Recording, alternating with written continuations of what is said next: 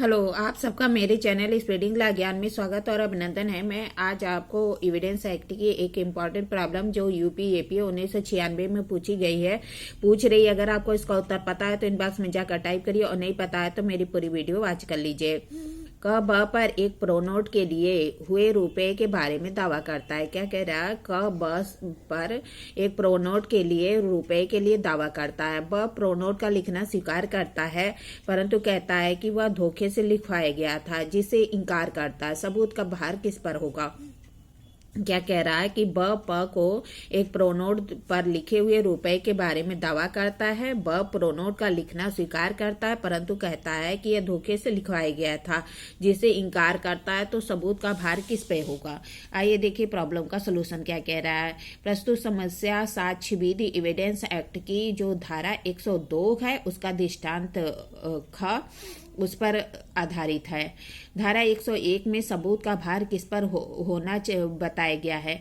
101 क्या बताया गया है कि सबूत का भार किस पर होता है? जो कोई न्यायालय से यह चाहता है कि वह किसी विधिक अधिकार या दायित्व के बारे में निर्णय दे तो जो उन तत्वों के अस्तित्व पर निर्भर है जिसका कि वह प्रख्यान करता है, उसे साबित करना होगा कि उन तथ्यों का अस्तित्व है। 101 में क्या कहा गया है कि सबूत का भार किस पर होगा? कहता है कि जो कोई न्यायालय से चाहता है कि न्यायालय किसी विधिक अधिकार का या दायित्व के बारे में निर्णय दे जो उन तथ्यों के अस्तित्व पर निर्भर करता है, जिसका कि वह प्रख्यान करता है या अर्थात कथन करता है, जिसे वह साबित करना होगा कि उन तथ्यों का अस्तित्व है। उसी को साबित करना होगा कि ऐसे तथ्यों का अस्तित्व है। जब कोई व्यक्ति किसी तथ्य के अस्तित्व को साबित करने के लिए आबद्ध होता है तब कहा जाता है कि सबूत का भार उसी पर है। क्या कह रहा है कि अगर कोई व्यक्ति किसी तथ्य के अस्तित्व को साबित करने के लिए आबद्ध है तो यह कहा जाएगा कि सबूत का भार उसी पर है। अतः जो कोई न्यायालय से चाहता है कि न्यायालय किसी बातों पर विश्वास करके निर्णय दे तो सबूत का भार उसी पर होगा। क्या कह रहा है कि जो न्यायालय से चाहता है कि न्यायालय किसी तथ्य को स्वीकार कर ले, किसी बात पे विश्वास कर ले और उस पर निर्णय दे तो सबूत का भार क्या होगा? उसी पर होगा। धारा 102 में यह बताया गया है कि सबूत का भार किस पर होगा। अब क्या है कि 102 में क्या बताया गया है कि सबूत का भार किस पर होगा। आइए देखिए 102 क्या कहता है। सबूत का भार किस पर होगा? धारा 102 किसी वाद या कार्रवाई में सबूत का भार उस व्यक्ति पर होगा जो असफल हो जाएगा यदि दोनों में से किसी की ओर से कोई साक्ष्य नहीं दिया जाता है। क्या कह रहा है? 102 में सबूत का भार उस व्यक्ति पर होगा जो कि असफल हो जाएगा अगर दोनों पक्षों में से किसी के द्वारा भी साक्ष्य नहीं दिया जाता तो। अतः धारा 101 सामान्य नियम प्रतिपादित करती है कि सबूत का भार उस व्यक्ति पर होगा चाहे वह वादी हो या प्रतिवादी हो जो विवादग्रस्त तथ्यों के सकारात्मकता का मूल कथन करता है। क्या कह रहा है कि सबूत का भार उस व्यक्ति पर होगा जो कि 101 में सामान्य नियम बताया गया कि सबूत का भार उस व्यक्ति पर होगा जो तथ्यों के सकारात्मक पहलू का कथन करता है, जबकि 102 में साक्ष्य पेश करने की अवधारणा की अपेक्षा की गई है। क्या कह रहा है कि 101 में यह बताया गया कि सबूत का भार किस पर होगा? जो सकारात्मक तथ्यों के कथन करता है उस पर होगा, जबकि 102 में साक्ष्य पेश करने की अवस्थाओं की अपेक्षा की गई है, जिसमें साक्ष्य पेश करने का भार उस एक पक्षकार से दूसरे पक्षकार पर आवश्यकता अनुसार बदलता रहता है। इसमें क्या है कि साक्ष्य पेश करने का जो भार है एक पक्षकार से दूसरे पक्षकार पर आवश्यकता अनुसार बदलता रहता है। इसके अनुसार सिद्ध भार उस व्यक्ति पर होगा जो कि असफल हो जाएगा यदि दोनों पक्षकारों में से कोई भी साक्ष्य नहीं पेश करता। क्या कह रहा है? इसमें जो साक्ष्य का भार होगा उस पक्षकार पर होगा जो कि असफल हो जाएगा यदि दोनों में से किसी के द्वारा भी कोई साक्ष्य पेश नहीं किया जाता। प्रस्तुत समस्या में ब पर एक प्रोनोट पर लिखे रुपए के लिए दावा करता है। ब प्रोनोट का लिखना स्वीकार करता है परंतु कहता है कि यह धोखे से लिखवाया गया था, जिससे कि जो इनकार करता है।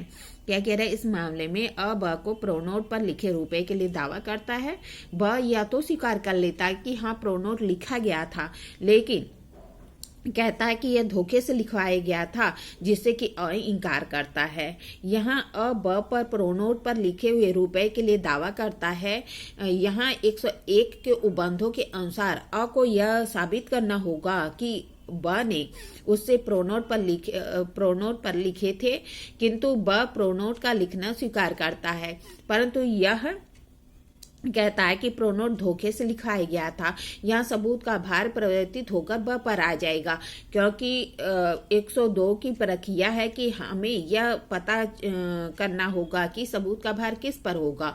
तो हमें देखना है कि दोनों पक्षकारों में से कौन साक्ष्य नहीं आता तो असफल हो जाएगा। जो असफल हो जाएगा उसी पर सबूत का भार होगा। क्या कह रहा है कि इस मामले में कि अब कहता है कि ब ने प्रोनोट द्वारा रुपए का दावा करता है ब पर, और क्या कहता है कि ब ने प्रोनोट द्वारा रुपया लिया है। तो यहाँ पे 101 के प्रावधानों के अंतर्गत ब ने प्रोनोट पर रुपया लिया है, यह साबित करने का भार किस पर है? अ पर है। तो फिर जब अ साबित कर देता है तो ब क्या कह रहा है? प्रोनोट का लिखना तो स्वीकार कर रहा है, लेकिन कह रहा है कि जो प्रोनोट लिखा गया था वह धोखे से लिखा गया था।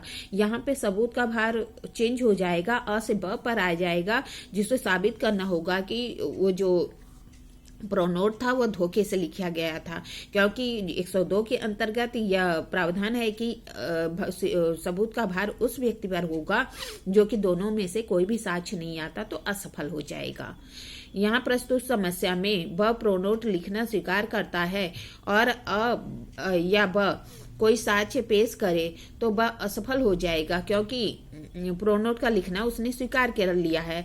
अतः प्रस्तुत मामले में सबूत का भार ब पर होगा कि उक्त प्रोनोट धोखे से लिखवाया गया था। क्या कह रहा है? इस मामले में क्या है कि ब प्रोनोट का लिखना तो स्वीकार करता है, परंतु यदि अ ब दोनों द्वारा साक्ष्य पेश करे ना भी करे या करे पेश करता है तो असफल जो है ब जो है वह असफल हो जाएगा, क्योंकि उसने प्रोनोट का लिखना तो स्वीकार कर किया है, परंतु कहता है कि वह धोखे या कपट से लिखाया गया था। तो यहाँ पे जो ब है उसे ही साबित करना होगा कि जो प्रोनोट लिखा गया था वह धोखे या कपट से लिखाया गया था। यहाँ सबूत का भार जो ब है उसी पर होगा कि वह अपनी बातों को साबित करे। इस तरह मैंने आपको प्रॉब्लम बताई, प्रॉब्लम का सलूशन बताया। ऐसी अच्छी प्रॉब्लम के लिए मेरा चैनल सब्सक्राइब करिए, लाइक करिए, कमेंट करिए और शेयर करिए। साथ ही साथ बेल आइकन भी दबा दीजिए कि कोई भी मैं वीडियो लोड करूं तो आपको नोटिफिकेशन मिल जाए, ताकि आपके विधि का ज्ञान अच्छे से हो सके। ठीक है, धन्यवाद, थैंक यू।